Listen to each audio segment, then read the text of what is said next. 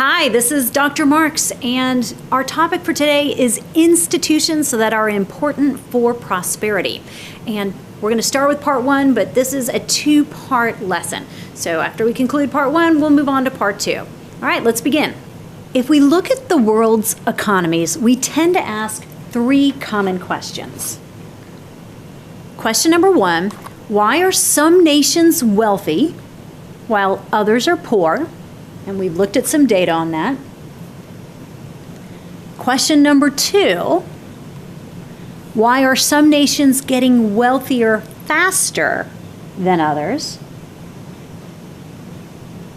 And question number three, can anything be done to help poor nations become wealthy? So why are some nations wealthy while others are poor? Why are some nations getting wealthier faster than others? And can anything be done to help poor nations become wealthy? Even within continents, we see these differences. For example, Asia has one of the richest countries in the world, and that country would be Singapore.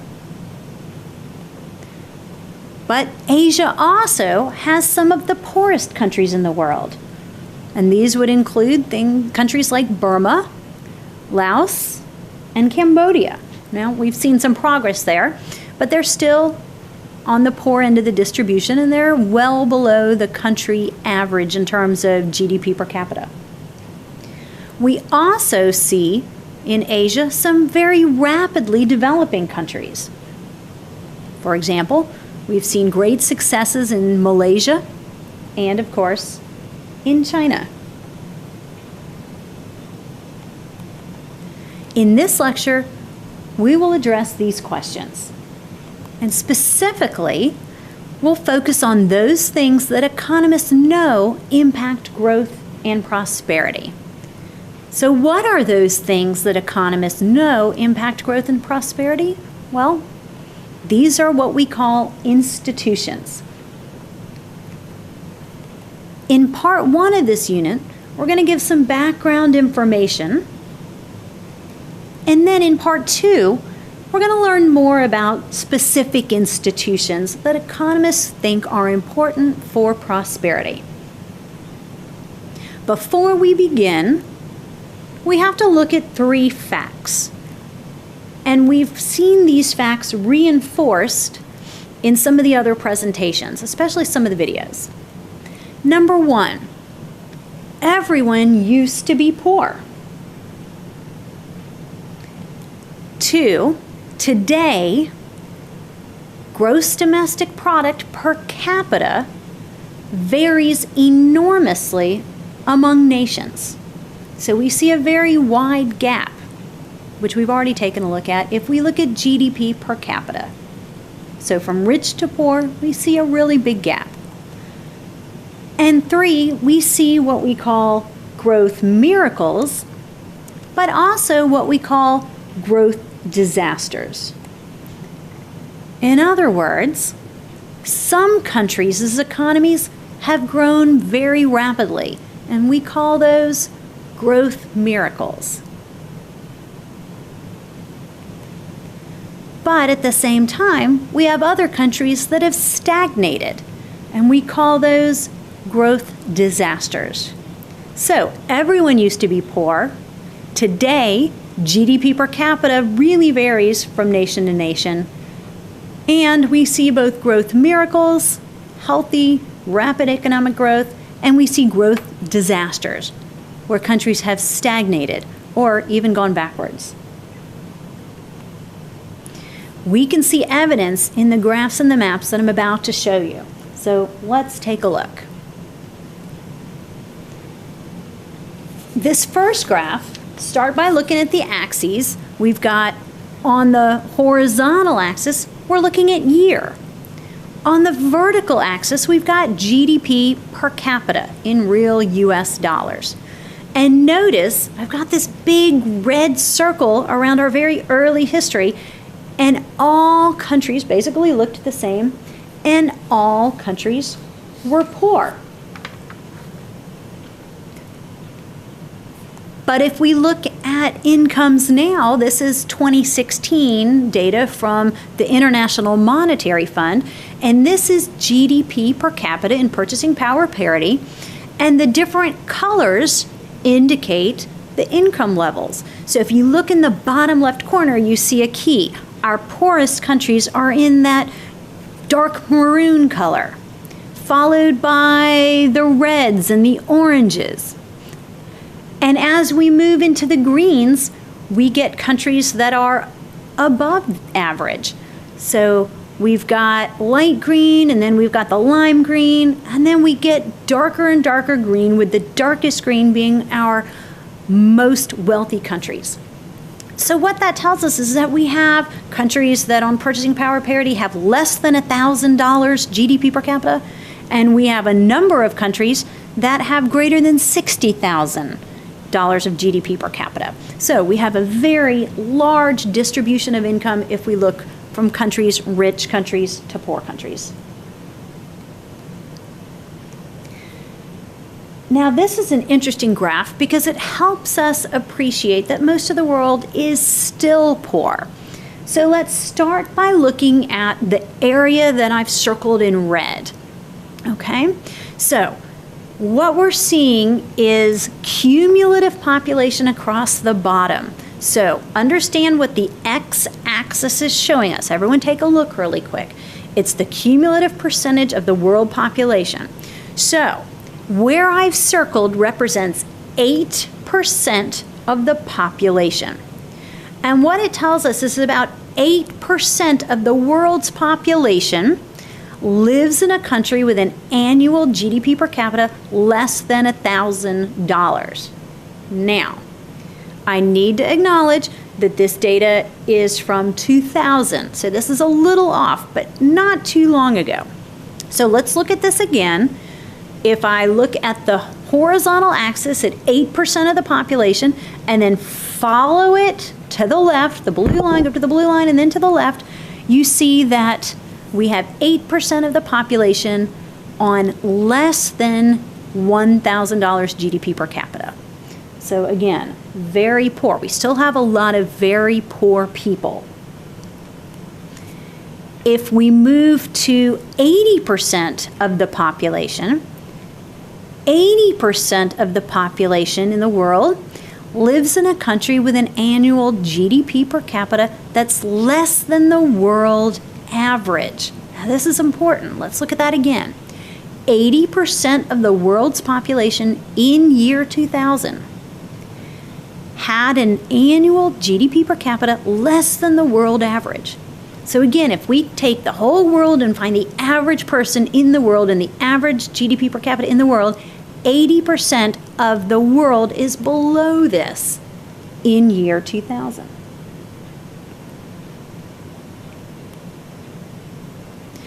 However, as a lot of studies report, we are seeing some improvements.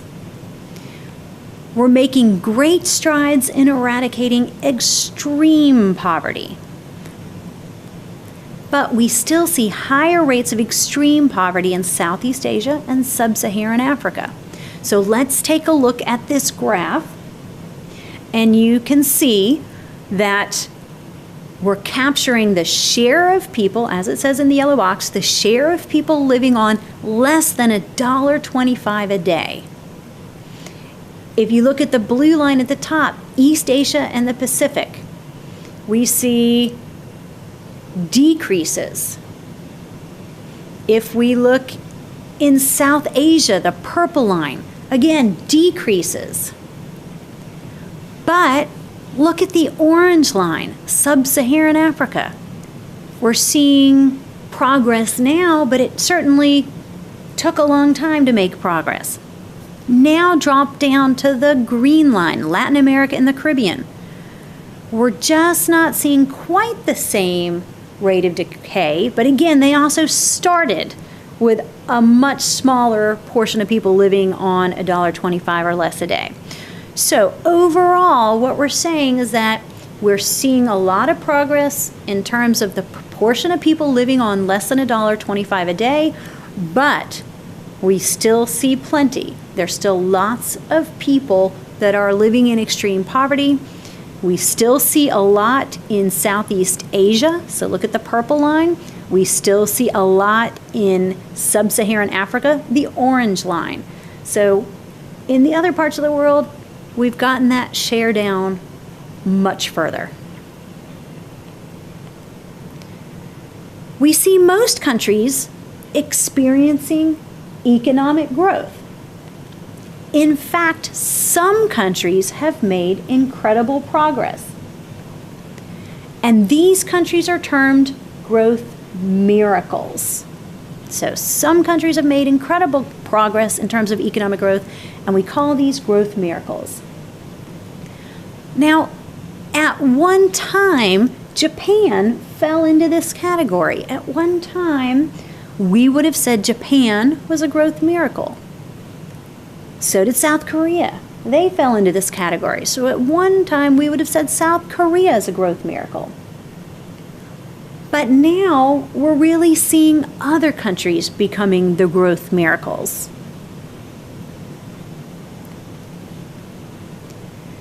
This graph right here helps us identify where are we seeing really rapid rates of economic growth. And the most obvious one is there in red. China is seeing big rates of economic growth. So look at the steepness of that curve. It's got an economic growth rate in terms of seeing changes in gross domestic product that's a much higher rate than other countries. The economic growth rates that we've seen in China exceed those of the other countries. So really, China has become a great example of growth miracles. Chile is another example. We see a recent boom in Chile. And in fact, in Chile, poverty has been reduced drastically. So take a look at this trend. We see kind of, solid growth. We're seeing that in yellow. Boom, we get to the red part, and we're seeing much greater rates of economic growth. And of course, as we know, economic growth rates being high like that are going to help increase standard of living, and it's going to help eradicate poverty. And we've seen that in Chile.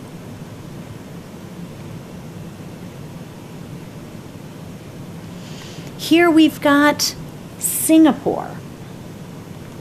Singapore broke away from the pack in the 80s and 90s. So Singapore now looks very different from Hong Kong, which we see there in blue. It looks different from Japan, which we see in orange. It looks different from Taiwan, which we see in gray. And it looks different from South Korea, which we see in the dark blue at the bottom. So look at Singapore, and at one point early on, these countries all kind of were tightly grouped. Go to the left side of the graph, 1950, 1960.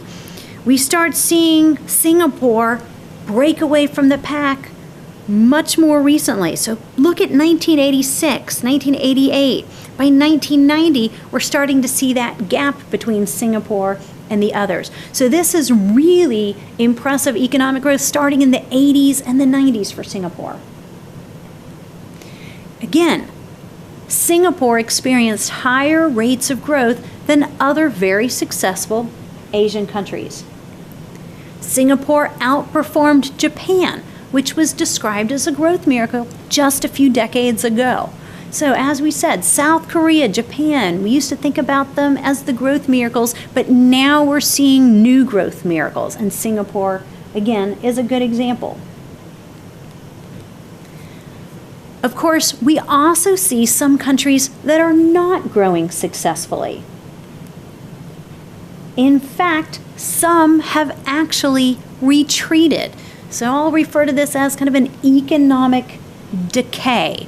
So those countries that are not growing successfully, that have retreated, that have seen an economic decay, we call those growth disasters. Well, let's take a look. Nigeria. Nigeria is a country that has shown very little progress for decades. And you can see that graphically in the top graph, whereas countries like Indonesia are seeing an upward trend, we're seeing Nigeria relatively flat.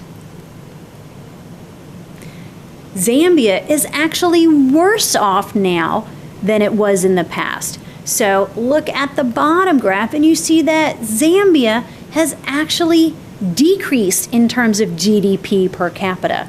That's clearly an economic decay. A third example, Ghana. Ghana is also a country that has seen very little progress. So we see some clear examples of growth disasters. Economists point to Argentina. Argentina's GDP per person has drastically changed. So take a look. On the left, you see a note in yellow. Argentina had 500% of the income of a Brazilian. So Argentina, 500% more income than that of a Brazilian. Now, follow it to the right, and it only has currently 150% of income of a Brazilian.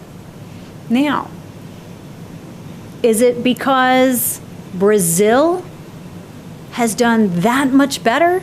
Well, could be part of the explanation, but really Argentina's on the wrong trajectory.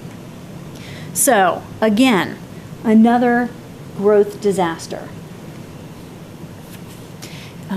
Just so you're clear, because the graph is a little weird here, this graph is really depicting Argentina relative to other countries. So if you're looking at it and saying, hey, wait, I don't see Argentina, well, that's because this is kind of a clever graph. What they're graphing, so go to the top line, you see Brazil, and this is Brazil relative to, rather Argentina relative to Brazil.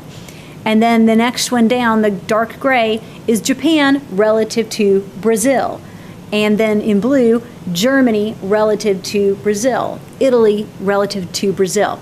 So we're seeing a similar trend. If we compare Argentina to Japan, we see that Argentina's lost ground relative to Japan.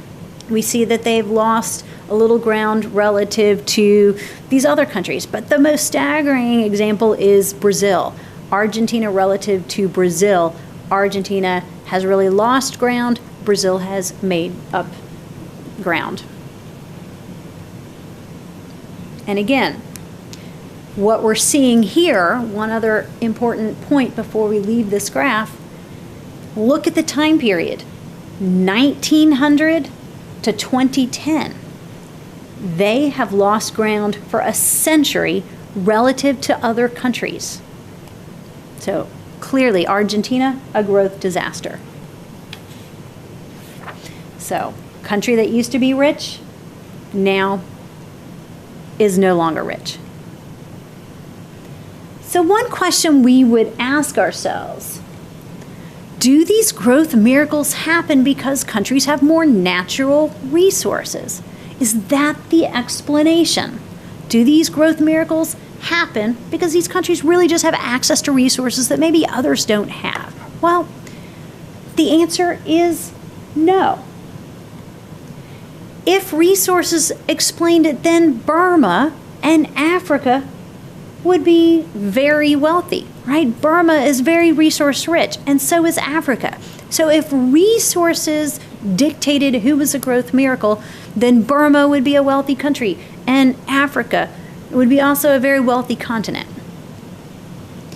It turns out that natural resources really only tell one small part of the story. Economists generally say that natural resources are neither necessary nor sufficient to generate wealth. Let me say that again. Natural resources are neither necessary nor sufficient to generate or to guarantee wealth. In other words, having natural resources is not sufficient to guarantee wealth.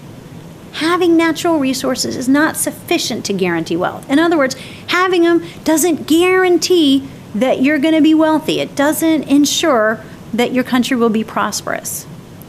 And at the same time, natural resources are not necessary in order to have wealth. In other words, you can be a country that doesn't have much natural resource and you can still be wealthy. So not having natural resources doesn't keep you poor. So again, that's a little confusing, but let me just say it again. Having natural resources is not sufficient to guarantee wealth. You're not guaranteed to be wealthy just because you have natural resources. And Burma and Africa are a good example of that. And they're not necessary to have wealth. And Hong Kong might be a good example of that. Hong Kong is not really a natural resource-rich country, yet it's a country with a GDP per capita that is actually higher than the United States. So again, Africa's a natural resource area, yet it's very poor. Burma, we now call it Myanmar, is a natural resource-rich area, but it's one of the poorest in the world. Hong Kong is a rich country, yet their natural resources are very limited. So again, there has to be other things that matter.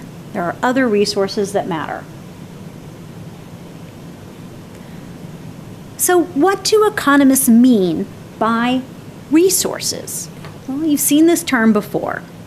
So let's start with one category of labor and human resources. When we talk about labor and human resources, we're talking about people who are part of the production process. Now, they could be paid or they could be volunteer. So if you're volunteering at your child's school, you're still a human resource. You're part of the production of education. So professors at Longwood or the candy stripers at a hospital are human resources. Both of these are examples of labor and human resources, although one is paid and the candy striper is a volunteer. The next category is land and natural resources. Now, when we define land or natural resources, we're defining it as things that come directly from land, i.e. they're not transformed. And we're including land itself. So remember, land is a natural resource. Trees are a natural resource, but paper is not. So looking at the definition, why would a tree be a natural resource but paper not a natural resource? Well, paper is not directly from land. Everyone agrees that paper is heavily transformed. You're basically cutting down trees, you're processing them heavily. There's a lot of water involved to make paper. So paper is not a natural resource. Usually we would think of paper as being an intermediate good. Maybe not always, but in a lot of cases it's an intermediate good. What's an intermediate good? It's a good that's used to make another good or service. So it becomes an input in the production of something else. For example, paper is used to make a book. When paper is purchased by a company to make books, they are not buying a natural resource, they are buying an intermediate good. And the paper becomes part of the book, and then the book is sold. A third category of resources is physical capital. Now, physical capital are things that are man-made and physical. So in other words, we can reach out and touch them. So physical, meaning they're man-made, and physical, that I can reach out and touch them. And they're also reusable in the production process. Reusable. That's a key point. So when we think about our physical capital, we're thinking about tools and buildings, vehicles, equipment. And the thing that distinguishes them, yeah, are they man-made? Yeah. Are they physical? Can I reach out and touch them? Yeah. But the key thing is that they're reusable. We can use them over and over until they deteriorate or depreciate fully. Now, again, we're not saying that they're going to last forever. We're just saying we can use them over and over. In other words, they don't become part of the product. Okay? If it becomes part of the product, I can't use it over and over and over again. So let's use the example of building a house. If I'm building a house, then there's going to be some key physical capital things that I need. I need saws, I need hammers, I need drills, I need trucks. There's a list of other things, but these are all examples of physical capital. But nails and lumber and wiring are not physical capital. Why are nails, lumber, wiring not physical capital? Well, remember, they're intermediate goods. They're not reusable. They become part of the house, right? If you build a house for me and you put nails and lumber and wire in it, you better not be taking it with you to build the next house. It became part of my house and it's not reusable.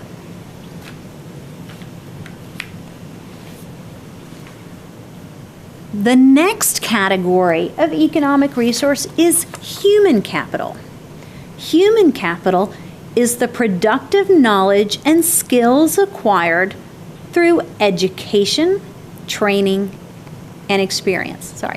The productive knowledge and skills acquired through education, training, and experience. The productive knowledge and skills acquired through education, training, and experience.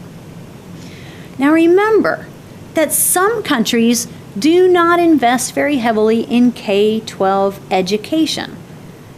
And so if you're a country that doesn't invest in K through 12 education, you're going to have very limited human capital in your country.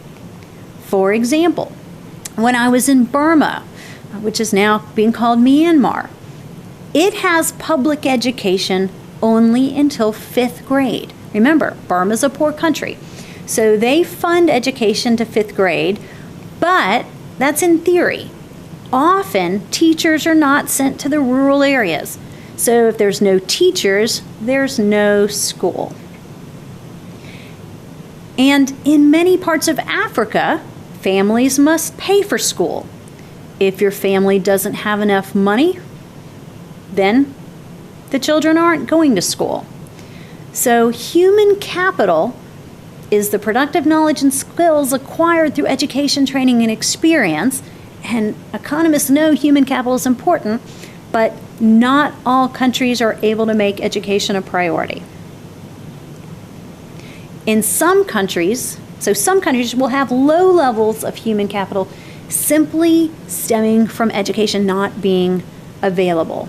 And that's a problem. So of course, one thing that economists point to for countries that need to develop would be investment in human capital. The next category of economic resource, and our final category, is technological knowledge. And technological knowledge is going to be knowledge about how the world works that is used to produce goods and services. Well, sounds sufficiently vague. Knowledge about how the world works that is used to produce goods and services. Now, we know that technological improvements allow us to get more out of the same amount of resources. So when we see technological advances, we can be using the same amount of land, the same amount of capital, the same amount of human resources, the same amount of everything, yet we're going to be able to get more out of those same resources. So when we have this technological improvement, it's going to increase productivity. Think about how important this would be for the developing world. This idea of having these technological improvements and this technological know-how. Again, if we had more technological know-how in the developing world, this could help increase our productivity. And again, economists point to this. So, foreign direct investment, something we're going to talk more about, from the industrialized nations can have a really big impact on this. So foreign direct investment, when we are investing in lesser developed countries, for example, maybe when American companies are investing in Thailand, when they decide to open up operations in Thailand, they bring that technological know-how with them. That technological know-how is certainly going to benefit the firm there in Thailand, but it's also going to spill over into other ventures. It's going to spill into other industries, and that knowledge is going to get passed on and on. It's going to spread. So foreign direct investment is very important for the idea of spreading technological know-how. As we've said, economic resources are important. Countries benefit from investing in human capital. They benefit from having natural resources, although remember, it's not the only thing that matters, so having them doesn't make you rich. And of course, they benefit from having access to physical capital.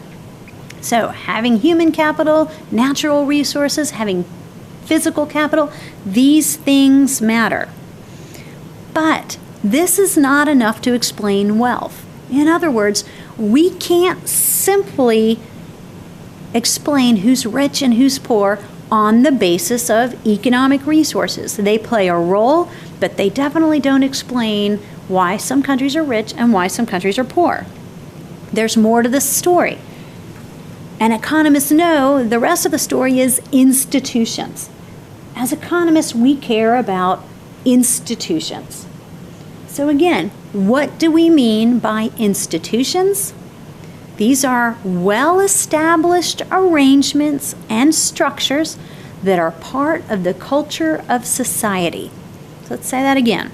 These are well-established arrangements and structures that are part of the culture or society. Institutions shape what life will be like for citizens.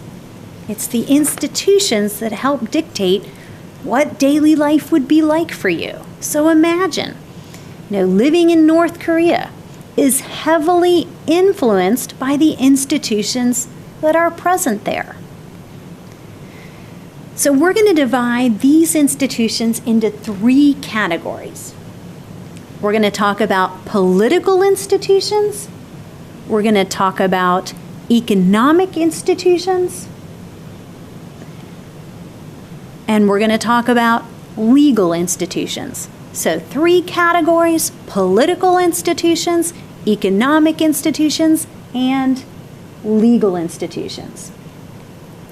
We should probably acknowledge that there's social institutions too, although we're not going to get into those. So we're going to limit it to political, economic, and legal.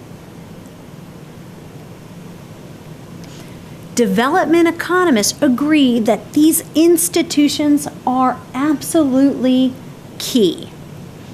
Development requires having good institutions. Institutions set the incentives for society.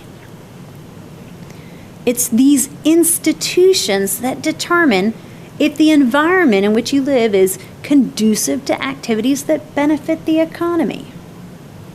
So let's say that again. Institutions set incentives for society, and they determine if the environment is conducive to activities that benefit the economy. In other words, they help determine if it's worthwhile for you to invest in human capital. Institutions are going to determine if it makes sense for you to acquire land. Institutions are going to shape the development of contracts between individuals and between businesses. Institutions will heavily influence trade. Institutions play a very big role on how much foreign direct investment flows into your country. And foreign direct investment is very important for economic development. You want foreign direct investment to flow in, but it will only do so if the environment is right. And this is just to name a few. So the bottom line is that institutions definitely matter. It would be hard to determine which institutions are most important. If we tried to rank them, that would be really difficult. And it also depends on what country we're talking about. So when we think about institutions and what institutions need to change, it's going to be very case specific. But what we do know is that prosperous nations have institutions that look different from those nations that are not prosperous. In other words, if you look at North Korea, its institutions look very different than the institutions that you're going to find in Germany.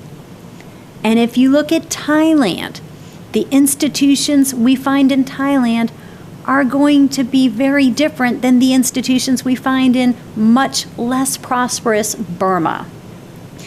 So that's what we're going to talk about in part 2 of this lecture. We're going to go into detail about the different institutions that we know matter. Of course, if you have any questions at all on part 1, please let me know, and we'll see you for part 2.